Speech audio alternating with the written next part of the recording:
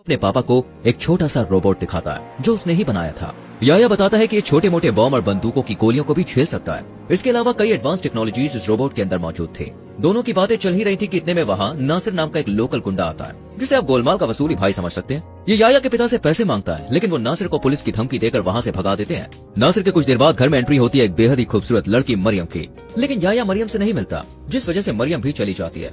देर रात जब याया और उसके पिता सोने के लिए अपने अपने कमरे में जा रहे थे, तभी वहाँ पर नासिर अपने चेले चपाटियों के साथ आता है और याया के पिता पर हमला कर देता है। ये देखकर याया डर जाता है और वो कोने में छिप जाता है। इसके बाद नासिर याया के पिता को चांद से मारकर घर में आग लगाकर चला जाता है। ये देखकर याया बहुत ज्यादा घबरा जाता है, पर नासिर के जाते ही वो पुलिस को फोन करता है और नासिर को गिरफ्तार करवा देता है। लेकिन नासिर के दबाव के कारण याया डर जाता है। उसे लग रहा था कि वो भी मारा जाएगा, इसलिए वो पुलिस कंप्लेन वापस ले लेता है। इसके बाद नासिर याया को ढेर सारे पैसे देता है, लेकिन याया को अपने आप पर गुस्सा आता है और उन पैसों पर भी, क्योंकि वो नासिर ने उसे दिए थे जो उसके पिता का हत्यारा है। इसलिए याया उन पैसों में आग लगाने लगता है, लेकिन चिंगारी दिखाने से पहले ही उसके दिमाग की पत्ती चलती है और वो अपने पिता की मौत का बदला लेने की सोचता है। दरअसल उसकी नजर अपने रोबोट पर जाती है।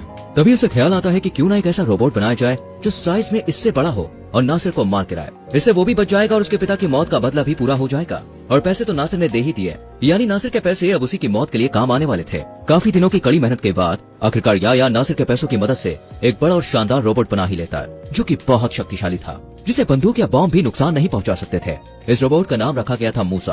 अब हम देखते हैं कि याया नासिर का पीछा करता है और उसके अड्डे पर पहुंच जाता है, जहां वो अपने उन्हीं साथियों के साथ था जिन्होंने याया के पिता को मारने में नासिर की मदद की थी। इसके बाद याया मूसा को कमांड करता है और मूसा उन तीनों को बड़ी बेरहमी से मार गिराता है। लेकिन ये पूरा वाकया एक ऑटो ड्राइवर अपने कैमरे में कैप्चर कर लेता है। मूसा की नजर भी उस पर पड़ जाती है, पर वो उसे कुछ कहता नहीं है क्योंकि वो निर्दोष था। लेकिन वो ऑटो ड्राइवर ये वीडियो सोशल मीडिया पर वायरल कर देता है, जिसके बाद ये वीडियो हर जगह आग की तरह फैल जाती है। लोगों को लगता है कि मूसा हत्यारा है। इधर पुलिस और आर्मी भी मूसा की तलाश में जुट जाती है और याया भी ये सब देखकर डर जाता है, क्योंकि उसे पता था अगर उसे मूसा को पुलिस ने पकड़ा तो वो इसका इस्तेमाल जेल में करेंगे। और याया ऐसा बिल्कुल भी नहीं चाहता था, इसलिए वो मूसा को घर के बेसमेंट में छिपा देता है और एक आम इंसान की तरह रहने लगता है। लेकिन एक रात आसमा याया के घर आ धमकती है। दरअसल याया ने आसमा को अपनी नोटबुक दी थी, जिसके पीछे मूसा का चित्र बना हुआ था। आसमा ये समझ जाती है कि मूसा को याया ने ही बनाया है, इसलिए वो उसके बारे में पूछने लगती है, लेकिन याया उसे कुछ भी नहीं बताता है। पर आसमा की ज्यादा जिद करने पर वो मूसा आसमा को दिखा देता है। इसके बाद आसमा याया को अपने घर लेकर पहुंचती है और अपनी कार ठीक करने को कहती है। यहाँ याया को मूसा में और फीचर्स ऐड करने का आइडिया आता है और यह आसमा की कार का इंजन निकालकर मूसा में फिट कर देता है। इसके बाद ये दोनों मिलकर मूसा को एक कार में छुपा देते हैं।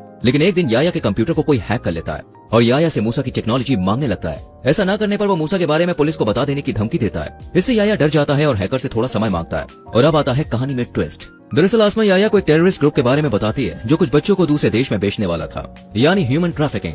यहाँ आसमा याया को समझाती है कि जैसे तुम अपने पिता के लिए परेशान थे, वैसे ही इनके परिवार वाले भी परेशान होंगे, तुम्हें इनकी मदद करनी चाहिए। याया भी आसमा की बात समझ जाता है और मूसा को लेकर उस जगह पर पहुंच जाता है। यहाँ मूसा उन टेररिस्ट को मारने लगता है, लेकिन इसमें से एक के पास आरपीजी होता है जो मूसा को काफी चोट पहुंचाता है। लेकिन फिर भी मूसा किसी तरह इन सबको मारकर उन बच्चों को बचा लेता है। लेकिन यहाँ लगे सीसीटीवी कैमरों में मूसा की तस्वीर कैद हो जाती है, जिस वजह से पुलिस और आर्मी को उसे ढूंढने में थोड़ी मदद मिलती है।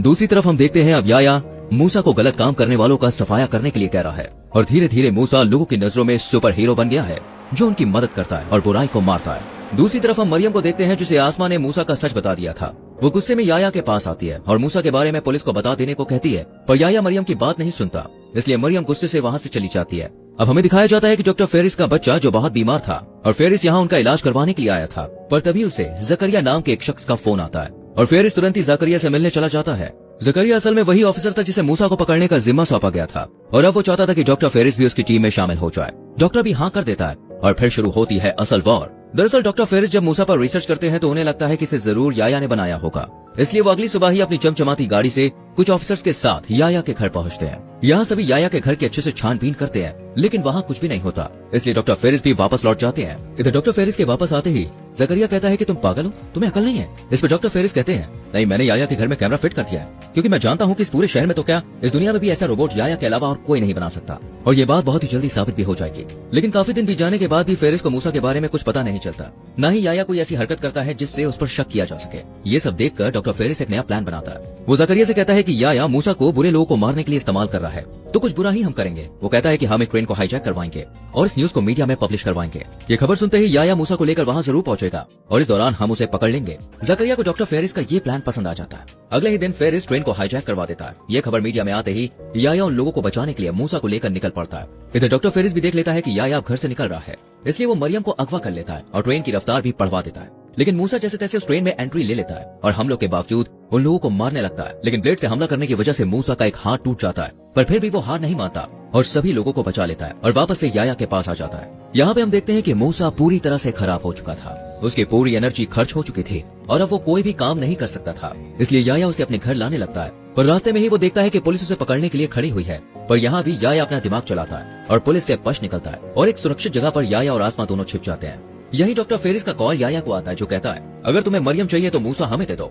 यहाँ हमें पता चलता है कि याया मरियम पर फिदा था, इसलिए वो उसे बचाने निकल पड़ता है। पर तभी उसके कंप्यूटर पर हैकर का मैसेज आता है। वो कहता है कि मूसा में एक बॉम्ब फिट करके उसे खाली बिल्डिंग में छोड़ दो, तुम्हें मरियम मिल जाएगी। याया ऐसा ही करता है। इतने में कैमरा शिफ्ट होता है और हमें जकरिया दिखाई देता है, जो बौखलाया हुआ था क्योंकि मरियम उसी की बेटी थी, इसलिए वो डॉक्टर फेरिस को बचाने की तैयारी में था। इसके बाद हम देखते हैं कि जो डॉक्टर फेरिस के पास गया था, लेकिन फेरिस ने उसके साथ मारपीट करके मरियम की जगह उसे ही बंदी बना लिया।